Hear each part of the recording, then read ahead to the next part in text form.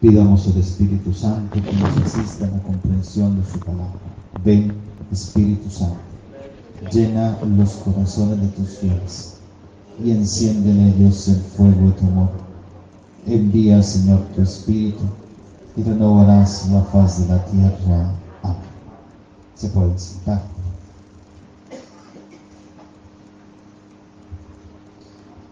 Hermanos y hermanas, celebramos este domingo cuarto del tiempo ordinario.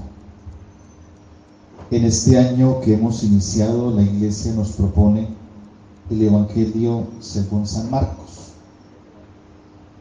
Y es un Evangelio que tiene una característica muy particular: mostrarnos quién es Jesús, enseñarnos de una manera sencilla quién es Jesús.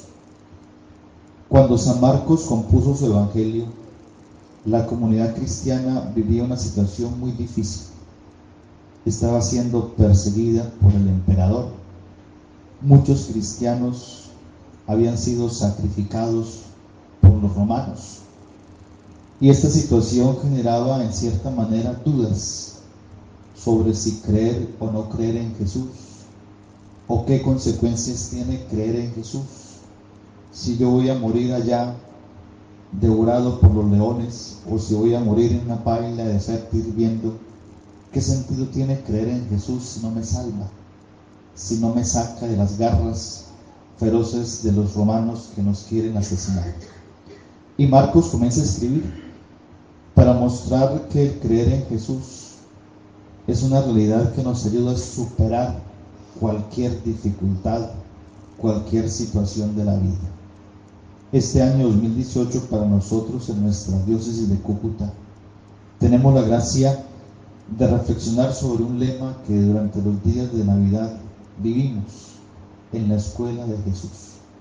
Y Marcos, en cierta manera, quiere hacer una escuela para mostrarnos quién es Jesús y aprender un concepto de Jesús no racional, sino un concepto que sea fruto de una experiencia de fe. Podríamos hablar de Jesús muy bonito, pero si no creemos con el corazón lo que hablamos, pues de nada sirven los discursos que hagamos sobre Jesús. Por eso Marcos nos quiere enseñar quién es Jesús. El pasaje de este domingo es un pasaje donde Jesús entra al lugar propio donde los judíos se reunían todos los sábados, la sinagoga. Una institución muy importante, de hecho el sitio más importante después del templo en la espiritualidad judía. Y se reunían ¿para qué? Para leer la palabra, se reunían para enseñar la palabra, se reunían para aprender a vivir según la palabra. Y eso lo hacían todos los sábados, y los fariseos y escribas eran los representantes de hablar en nombre de esa palabra. Y Jesús entra a esta realidad, entra a la sinagoga y entra en una situación muy particular, que cuando Él comienza a hablar la gente se admira, porque Jesús habla distinto a como hablan los escribas, a como hablan las autoridades de su tiempo. Habla distinto, y eso muestra cómo Jesús viene a irrumpir en nuestros lugares comunes y en las formas comunes, como yo muchas veces me relaciono con Dios, como muchas veces yo hablo con Dios y el Señor me pregunta: ¿lo estás haciendo bien? De nada vale venir a la iglesia, ir a postrarnos ante el Santísimo, si mi actitud no es como la actitud que me pide el Señor. Debe ser distinto.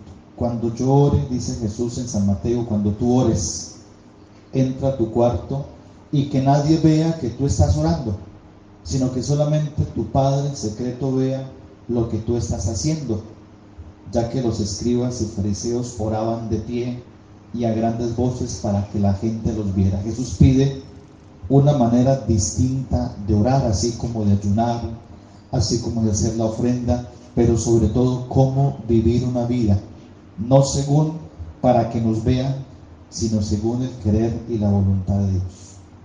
Pero hay algo más allá.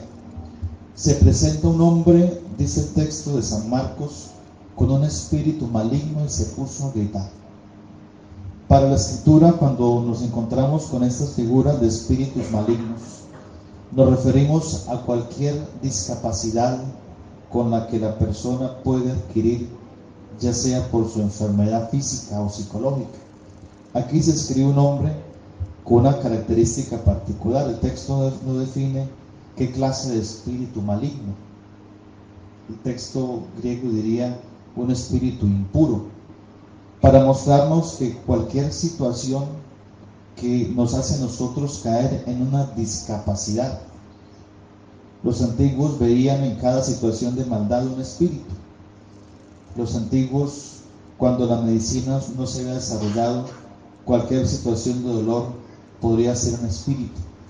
Y por eso el Señor entra a un lugar donde un hombre poseído por un espíritu entra a un lugar que es sagrado, la sinagoga, y donde este hombre seguramente había escuchado la palabra, pero no había sentido nada de liberación. Y cuando ve a Jesús, lo reconoce. Y la palabra de Jesús es concreta: cállate y sal de él. Jesús hace algo que la sinagoga no había podido hacer: liberar a este hombre de esa situación de enfermedad. Y simplemente Jesús dice: cállate y sal de él. Su palabra es distinta. Su palabra no es la predicación que hacían los escribas, sino que es una palabra concreta: cállate y sal de él. Y dice que el hombre quedó liberado, dio un terrible grito y el espíritu salió de él. Y todos quedaron sorprendidos, que se preguntaban: ¿qué es esto? Porque ellos que hablan tan bonito no pudieron, y este Jesús, que simplemente dio una orden sencilla, sí pudo. Y comienza la pregunta: ¿qué es esto? ¿Por qué él sí y por qué yo no? ¿Cómo es esta manera nueva de entender la vida, la religión, la espiritualidad, que hasta los espíritus le obedecen? Y su fama se expandió por toda la comarca, para mostrar que este Jesús es alguien distinto, para mostrar que Jesús es alguien especial, que Él ha venido a irrumpir en nuestra historia para cambiar nuestra forma de ver las cosas, que Él ha irrumpido en nuestra historia para destruir aquello que nosotros no corresponde al plan de Dios, y nosotros tenemos que ser los primeros en dejarnos sorprender por la manera en la que Jesús quiere transformar nuestra vida. Los escribas no lo entendieron, y por eso las autoridades judías van a dar muerte a Jesús, porque a ellos no les cabe en la cabeza que este Jesús tenga una manera distinta de ver las cosas. No les cabe en la cabeza que la religión pueda ser vivida de una manera nueva, pero mejor que lo hacían los escribas. Por su parte, los enfermos, los endemoniados, los seguidores de Jesús sí aceptarán la palabra del Maestro, y ellos alcanzarán la salvación, alcanzarán la liberación. En la escuela de Jesús, el Señor nos pone frente a dos caminos: o seguimos con una vida como siempre la hemos llevado, bajo nuestros esquemas, bajo nuestra forma de ver las cosas, o nos arriesgamos a dejarnos tocar por Jesús, o nos arriesgamos a entrar en la escuela de Jesús, donde lo único que importa es dejarnos sorprender por el Maestro, donde lo único que importa es dejarnos tocar por su palabra, porque como diremos ahora cuando levantemos el cuerpo de Cristo, una palabra tuya bastará para sanarme, una palabra tuya necesaria para que me ocurra una transformación de mi vida, de lo que soy, de la forma en la que pienso, de la forma en la que siento, de la forma en la que yo vivo la vida. Y es lo que le dirá el Señor a través de San Pablo en la carta a los Corintios.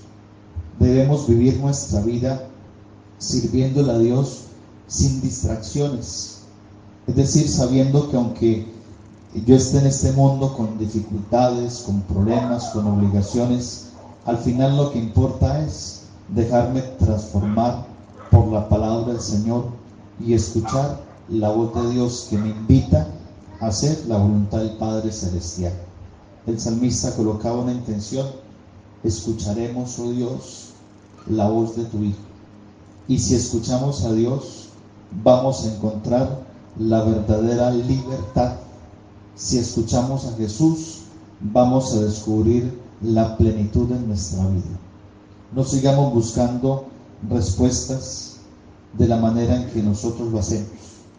Busquemos en Jesús la respuesta a nuestros interrogantes más profundos. Él es el Maestro, y el Maestro de Nazaret sabrá dar respuesta a aquello que humanamente es imposible, aquello que humanamente yo no puedo descifrar. Él sí lo hace, porque Él tiene el poder, Él tiene la autoridad. Su palabra es la que crea, su palabra es la que transforma, y su palabra, cada vez que yo le creo esa palabra se encarna en mí, como María. Ella dijo sí a la palabra del ángel, a la palabra del Padre, y esa palabra se transformó en vida en el corazón de María, y esa palabra se transformó en realidad en su vida cotidiana. Pidámosle al Señor entonces que escuchemos su palabra, que abramos nuestro oído, que encontremos en Jesús la respuesta a nuestros interrogantes más profundos, y dejémonos transformar por el Maestro de Nazaret. Que María Santísima, nuestra Madre, la Madre de la Iglesia, interceda por todos nosotros, que así sea. Vamos a colocarnos de pie y vamos a... Dios les bendiga, mi familia linda, Comunidad Católica del Amor. Ahí está la predicación, la enseñanza del Padre hoy, Eduardo Tamara, que nos acompañará algunas veces en la escuela de formación. Danos tu bendición en este día domingo. Recibe la bendición en el nombre del Padre, del Hijo y del Espíritu Santo. Amén. Danos tu bendición también a cada uno de nosotros. Fue crucificado, muerto y sepultado. Amén, amén, amén. Gracias por tu bendición. Dios te bendiga. No te olvides hoy vivir en familia y alabar la grandeza del Señor. Somos Comunidad Católica del Amor. Chao, chao. Bendiciones para todos.